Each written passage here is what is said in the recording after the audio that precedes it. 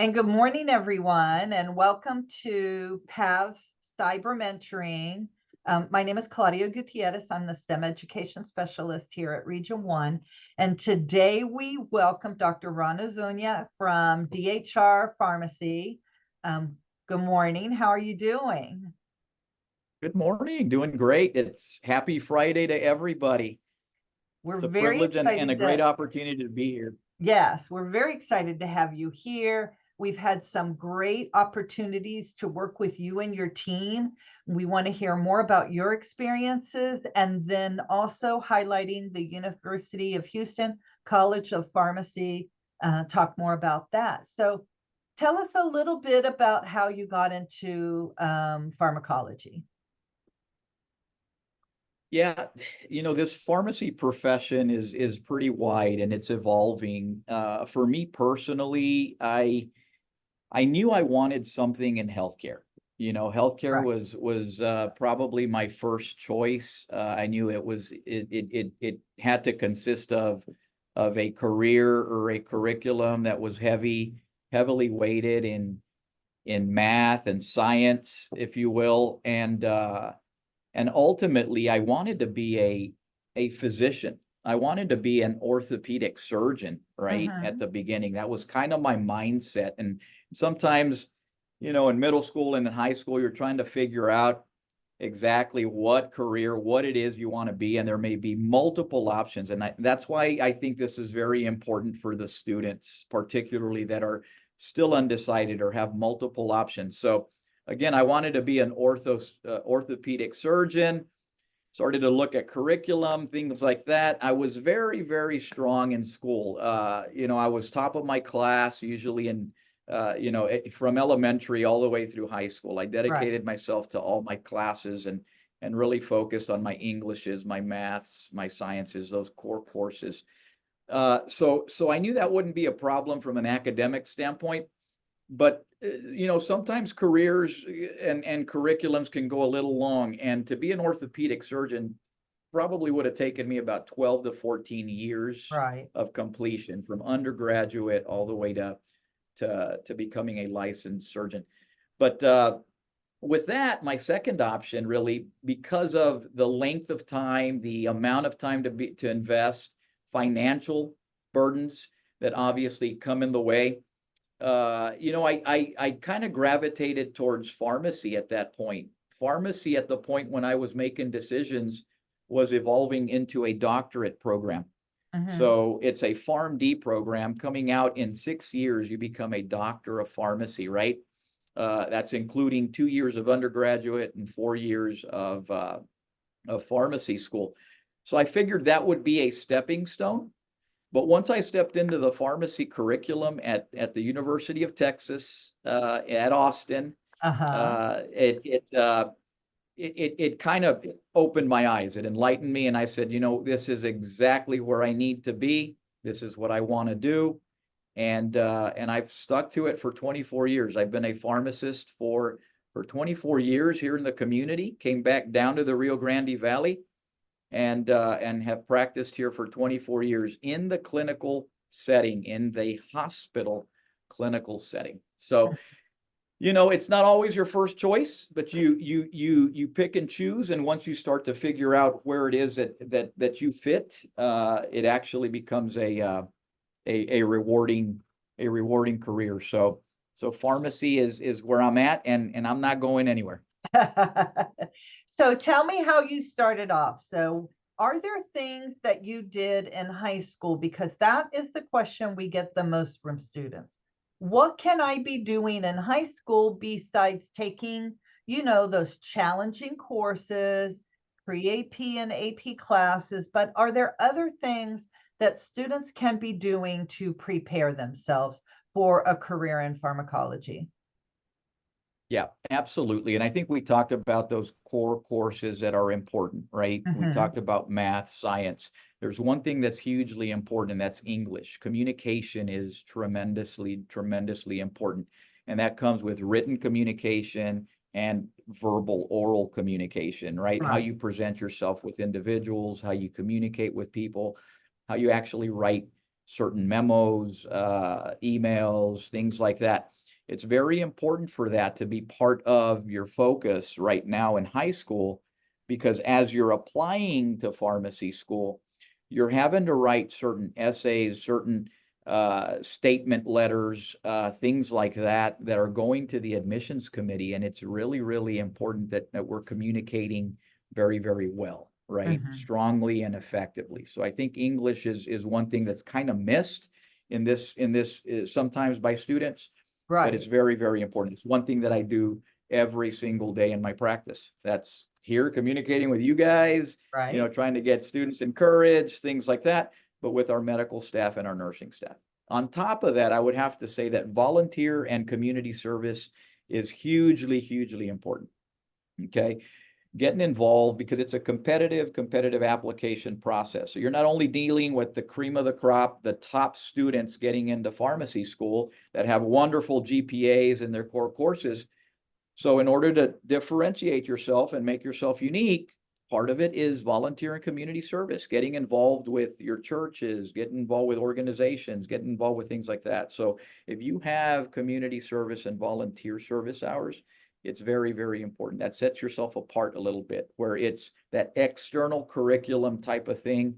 If individuals are strong there, it's taken into account in the application process. Okay. Yes. Also getting familiar with the pharmacy career. Get to know your pharmacists. Everybody, maybe not in the hospital, but everybody comes across a pharmacist. Yes. You've been sick at some point in your life, right? You've probably gone to HEB, Walmart, CVS, all of these, these community pharmacies, and there's a Mhm. pharmacist there. Get to know your pharmacist, ask them questions, volunteer time there, because there are some facilities that will allow you to come and just observe the setting, So that's important. Starting to build that network and getting to know pharmacists in the community, and start asking questions to see if pharmacy is the right fit. I agree. I think getting to know your pharmacist and looking into volunteer services are probably the top two ways that you can really solidify this decision for yourself. So you've made the decision as a high school student that this is what you want to do. And I happen to know there are multiple entry points into the field of pharmacology. There are many different ways that you can enter that, and different places that you can do it from, certificate programs, 2-year programs on up. So can you talk about the different pharmacology programs there are once you leave high school? Absolutely. I think there's various pathways, as you mentioned, and the clear cut, the one that's probably the most common path, Mhm. if you will, from a timeline standpoint, is somebody that actually completes their undergraduate degree first. Right. Okay. I don't know what I want to do. I want to get into a healthcare profession. I want to do something like that. And they complete a 4-year degree, right? And that could be in science, in biology, in chemistry, in math, things of that sort, right? Mhm. The one thing that I would advise those particular students that complete a 4-year degree before applying to pharmacy school is that make sure that the courses in the undergraduate program are courses that are going to be accepted, or if you will, they are prerequisite courses Mhm. for the pharmacy program. Okay. Right. Making sure that when we crosswalk those courses, they're equivalent to what's being accepted in the pharmacy curriculum. For our students that go from here to UH, we can help them. We can Right. help them as they're doing their undergraduate, making sure that these courses are going to come across and be accepted by the pharmacy curriculum. So that's the first thing. You can complete a 4-year degree and then apply to pharmacy school, probably your last year as you're completing your degree. Usually applications and things like that are completed in the fall, Mhm. early fall by September. And then the application process runs all the way through probably March of the following year. And you start getting interviews and things like that. And then the pharmacy curriculum is a 4-year degree. So, okay, so if you look at it from a timeline standpoint, it's 4 years of undergraduate, and then you have 4 years of PharmD, and that makes it an 8-year program, right? You have some students that do that. Now, you also have curriculums and affiliations, like with South Texas Community, or South Texas College, I'm sorry. You have the affiliation with U of H, where coming straight out of high school, you can get accepted into the pharmacy program, affiliated program with STC. That program will get you through your 2 years of prereqs, okay, Right. that are required for pharmacy school. And then you go into pharmacy school for 4 years. And that's a 6-year program. Okay. And those are students that are already eligible, have good GPAs, are strong in that, and they are going to attend STC for undergraduate coursework. They can actually get accepted immediately within their first semester of being at STC, right? And they complete a 2-year prereq program, and then they go into pharmacy school for 4 years. So that's a 6-year program. Okay.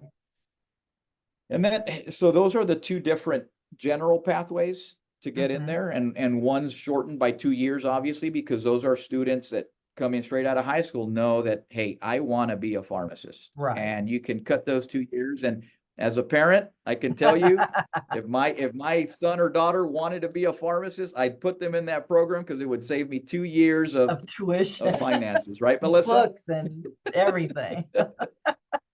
So anyway, that's a program that's available. You can do that outside of the STC program as well. If you get into a pre-pharmacy program at UTRGV or any other college or university, you can complete 2 years of prereq and apply to pharmacy school at that point. Okay. So this is across the board. The one thing with the STC program is it automatically accepts you coming in that first semester, accepts you into the pharmacy program already. You don't have to reapply after the second. Oh, that would be great. You're already in that program. And then, we have stepping stones, because I would encourage students that are already interested in getting into pharmacy, to start getting involved in the pharmacy, and you can actually work as an intern, okay, as a technician, pharmacy technician. Yes. You can apply as a pharmacy technician in training. That would give you 2 years to take the certification exam for pharmacy tech. Right. Right.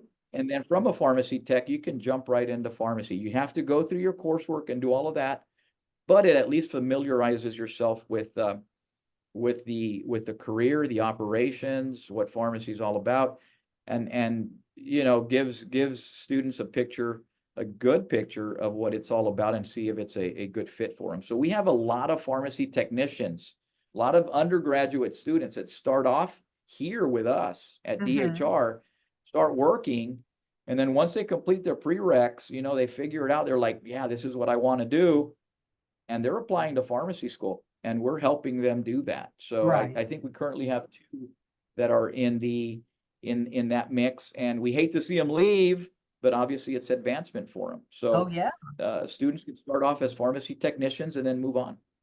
Well, that's what some students that have been in the program have said, Miss, I need to work. Like, I need to start working as soon as possible.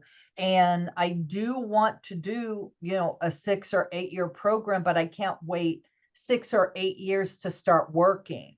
So doing a 2-year pharmacy tech, getting that certification, and then starting to work.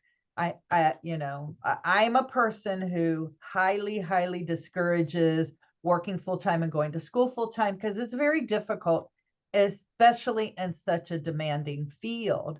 But, the reality is, if you have to work, you have to work. And that's another pathway that I think is very doable for a lot of students. Absolutely. Yeah. Absolutely. I worked through pharmacy school. I worked throughout, and it was really to familiarize myself with the profession, and obviously pay some bills as I'm going through school. So I worked full-time all through college also. I mean, it's what had to be done to, to pay the bills, like you said, pay the bills. So tell us, once you are a pharmacist, I know that there are many, many ways that you can practice. And can you tell us a little bit about the different ways that pharmacists do practice their profession? Absolutely. There's multiple areas of practice, and I'll start with probably the most common one that is seen, and I mentioned it earlier to the students, and that's community pharmacy. That's the pharmacists that you see out in the community reaching out to our patients that need their medication and need the education for their meds so that they appropriately take those medications. And those are the pharmacists that are working at Walmart, HEB, CVS. I'm putting plugs in for these guys. Maybe I should get some. But those are the examples. I mean, obviously, when you go, you see the pharmacist working behind the counter. You see that either you're, the patient's mom or dad are talking to the pharmacist, getting the counseling for the medication, et cetera, right? So that's community pharmacy. There's also hospital pharmacy, right? And that is the setting that I work in at DHR Health, right? So not a lot of our students, and when we go through these college fairs and these types of sessions, I'll have a raise of hands from the students that say, hey, I'll ask them, is there a pharmacy in a hospital, right? And you'll see a couple of hands kind of go up, but there's pharmacies that are located in the hospital that actually work operationally and work clinically. Okay, so we have our pharmacists that literally make the medication, dispense the medication from the central pharmacy. And then you have a clinical level, same type of level. We all do clinical work, but a clinical level of pharmacists that I manage that actually work side by side the physicians and the nurses on the unit, right? So we go and we see patients. We review patients' profiles, we review their medications, and we make changes to those medications as a team with the physicians and the nursing team, right? So in my office, this is where I work, you don't see any medication in here, No. right? There's no shelves, there's no bottles, there's nothing. But what I'm working off of is I'm looking at patients' medications, their doses, and making sure that everything is appropriate for the conditions that they're in here for, right? And if we need to make changes and make things optimal for them, we'll do that. And we'll call physicians, we'll go reach out to physicians, but we actually are on the unit, right, side by side the physicians when we're rounding and seeing patients. So that's the clinical world, right? But you also have the pharmaceutical industry.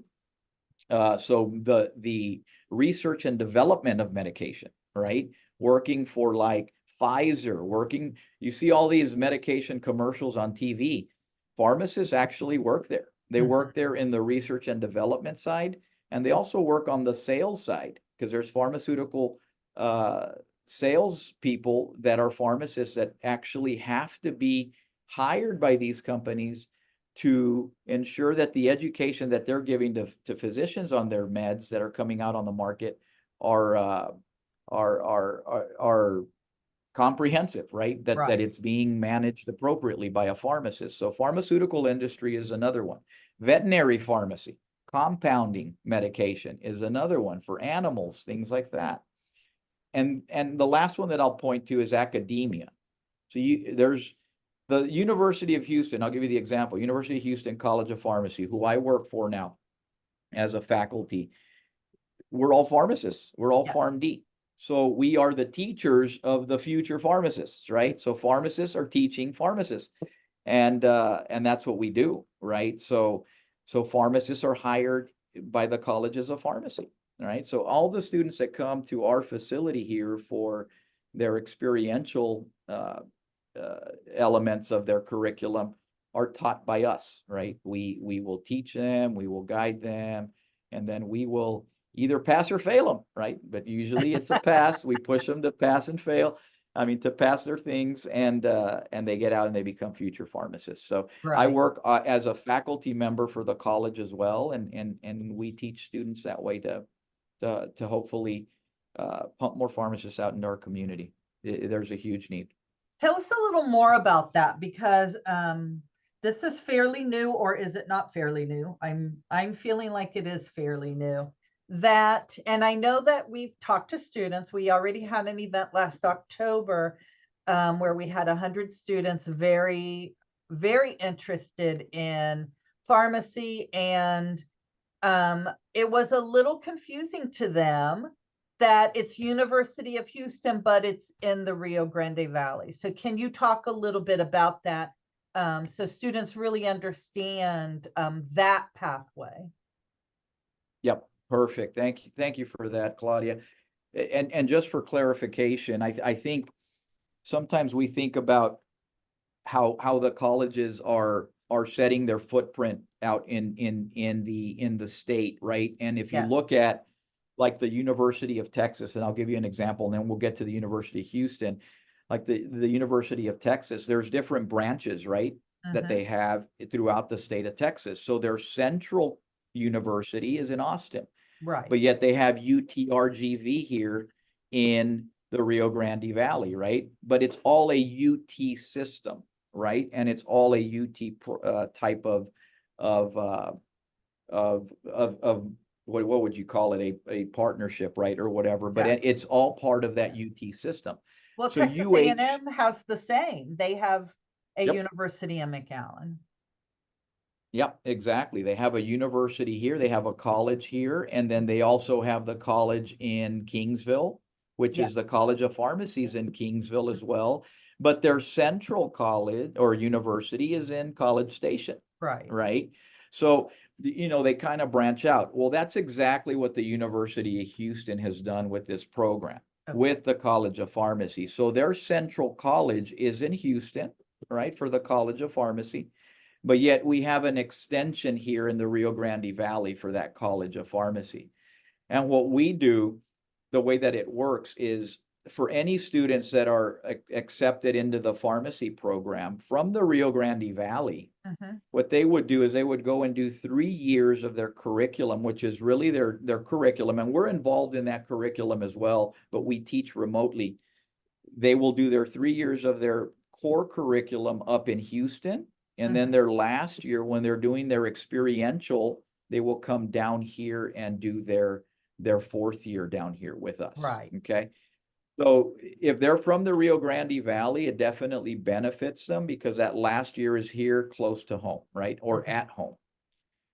So that's how they do it. The other component with our little branch, if you will, or extension down in the Rio Grande Valley is they come down here sooner. So for their 2nd year experiences, they come down to the Rio Grande Valley. So they're able to come back home for a couple of those summer experiences that they have. And they come down home, they come see their family, and they're able to complete their courses down here with us, right? Okay. Their 2nd year, their experiential part. So again, it's just an extension, and where we're housed is actually at DHR Health. Oh. So this office space that we have up on the 3rd floor is University of Houston College of Pharmacy office space, and then we also have a classroom that's specific to the University of Houston College of Pharmacy students, where we remote in and out between Central College and here. Okay. Okay.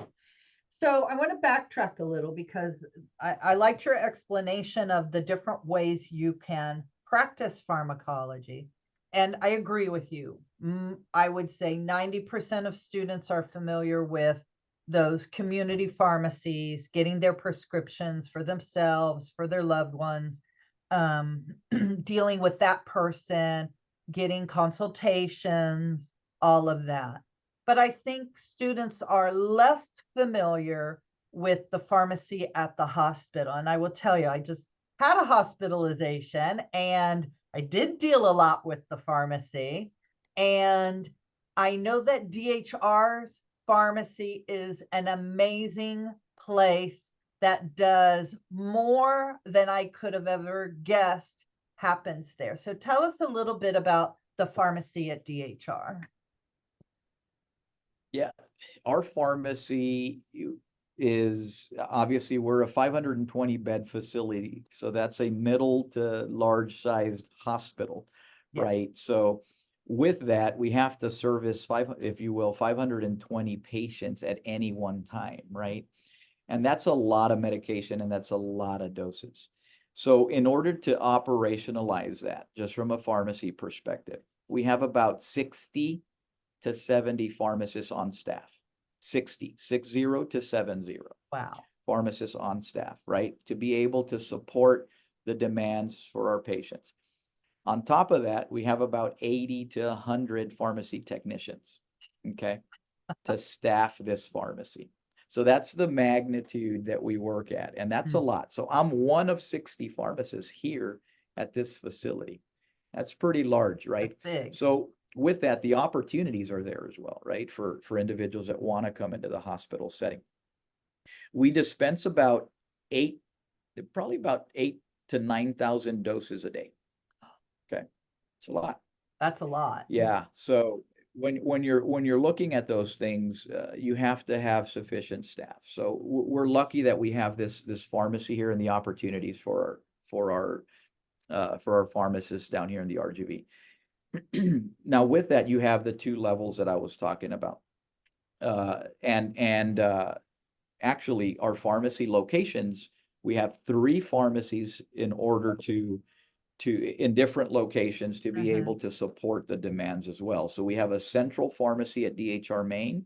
We have a pharmacy at Women's Hospital to support the women's services, which is across the street. So we're not physically attached. So we have 2 pharmacies that actually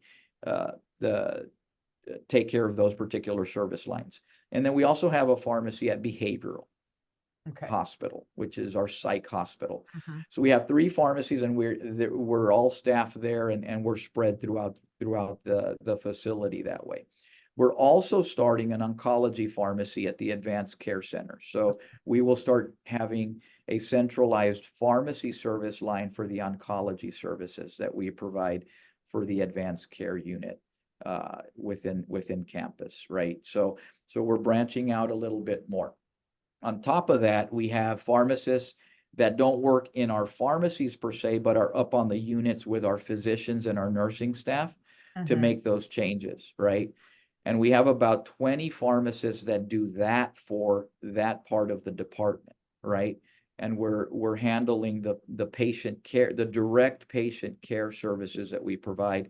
And that's reviewing medication, making sure that their medications are up there, that they're appropriate, that we're transitioning patients to the outpatient. Sometimes when we discharge a patient, we have all these prescriptions nicely written out, but the patients don't know how to take them, what to do, where to go get them, how to get them, et cetera. And that's where the pharmacists come in and start teaching them how to do those things and how they're supposed to be taking them. So we do pre-counseling, if you will, which we call discharge counseling, to our patients before they leave, so they know exactly what they're supposed to take, so that they can get better and not have to come back in here, right?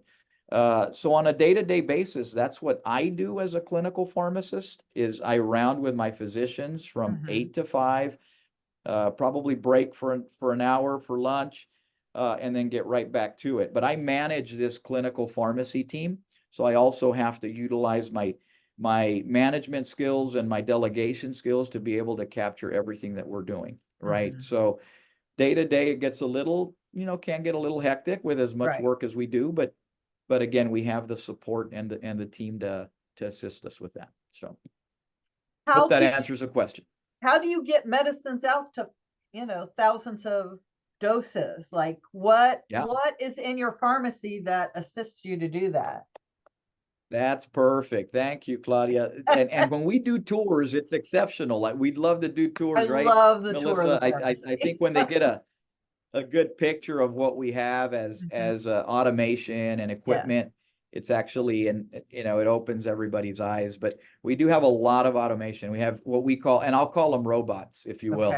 But it's automation that we have that really helps us for the dispensing process. We have machines that actually pick the medication for us, select the right med, can package the med for us, do all of those things, right? That we would actually have to do manually with our hands, but we're doing them at such a high level that it has to be, automation to assist us. For delivery of medications, we have an automated tube system, right? So we don't have to manually carry the med to every unit. We do at times, is we will tube, what we call tube. It's a pneumatic tube system, the medication over to the units throughout the entire hospital. Right. That obviously helps for operations, gets the meds to the patients quicker, and hopefully gets the med into the patient quicker so that we can cure them quicker, right? So operationally, we have all of that. We also do IVs, so not everything is oral. We do medication that has to go through the vein, right? We call that parenteral medication. We have to mix that. So we have automation in what we call the IV room, and it's all sterile, people gowned up, trying to protect from contamination and all of that. And we make the medication that has to go parenterally with automation as well. We have IV pumps, we have different types of equipment for hanging, gravity type stuff to help us make these at a high volume. So automation is huge. We work off of computers, so we are glued to our computers as well, having to process medication electronically and all of that, make sure that the patient profiles all have the medications entered quickly so that then we can make them and dispense them. So you'll see a pharmacy, when you walk in, you'll see pharmacists sitting in front of their computers. That's because they're verifying that all of these medications are coming in for patients, that they're appropriate, and we're processing them as we're going. So very, very huge operation, and the tours kind of bring a better picture to it when students come through here. Right. What do you feel is the most challenging part of being a pharmacist?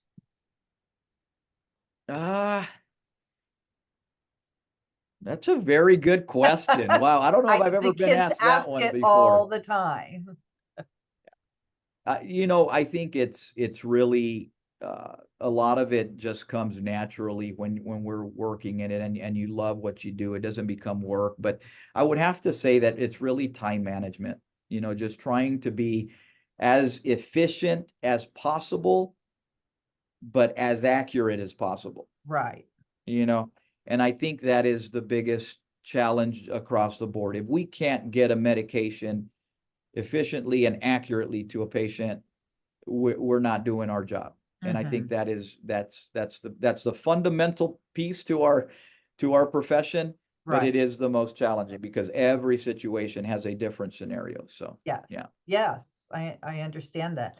And what are some of the rewards of being a pharmacist?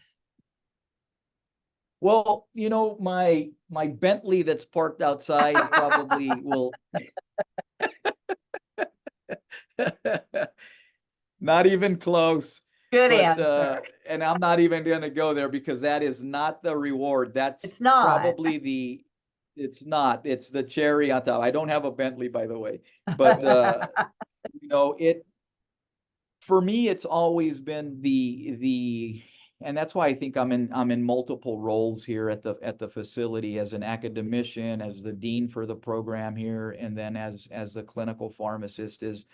For me, the reward is that I'm able to give back, right? And it's not only giving back to the patient, and I know that's stereotypical or cliche-ish, but it's not only giving back to the patient, but it's actually giving back to our profession. And that's me giving back to students, to the students that hit our sites. I think that's the most rewarding thing for me, and just seeing the growth that we have in our pharmacists once you start teaching them, and then teaching the future pharmacists that are becoming leaders in the community. I honestly think that's probably the biggest reward for me, right? And the cherry on top is that I enjoy doing it, and I get to do it every day, and I think that's what doesn't make it feel like work to me. Yeah. Good. That's I think in any profession, that's what you want. You want to go and be happy every day and feel like what you're doing isn't work, but something that you really love to do. And I think that's the challenge for our students, is to discover that, what they enjoy and what could they do for the next 40, 50, whatever many years, to make themselves happy. And yes, it's nice to earn a good living, but sometimes being happy with what you're doing is just as important as the financial rewards. So Absolutely. lastly, I want to know, what advice do you give to students who are watching this, who want to go into a career in pharmacy? Yeah, I think it's biggest advice right now is to get involved now Okay. and start to, what I mean by involvement is start to get involved in the different opportunities that you have with your school to identify those careers that are important, that are going to be important to you, that you're picking out as potential careers down the road, and start doing it early. Yeah. Start doing it now if you haven't, because if you do, you're going to get a clearer picture when you're out there, and you're going to be able to tackle things a little more efficiently and probably a little more effectively in terms of your curriculum and your pathways, selecting your pathways, right? Don't leave it, don't procrastinate, start getting familiar and educating yourself and researching the different careers, including pharmacy, and get involved now. And buckle down. A little bit of discipline will Exactly. definitely help. Get your coursework taken care of at the highest level with the highest quality that makes you competitive. Get involved in the community and volunteer, and get to know your pharmacists out there in the community, so that you can start building a network. Those pharmacists can help you as you matriculate into pharmacy school, with questions, with letters of recommendation, and just moral support, as they could be a resource for you as you're moving towards this pharmacy career. Yes. Well, thank you, Ron. I want to thank you for your time today. It's been very enlightening. It's a field that we hear about with students all the time, that they want to know more details, more experiences. I'm very excited to say that we will continue this conversation in May, on May 3rd, with Karina Garza. And Right. we've been working with Karina for a long time. She's very interesting, very knowledgeable about the field. So we look forward to talking to her in May. Thank you so much. I appreciate Awesome. your time and your attention today to helping students make those decisions. Perfect. Thank you, Claudia. Thank you, Thank everybody. you. Appreciate it.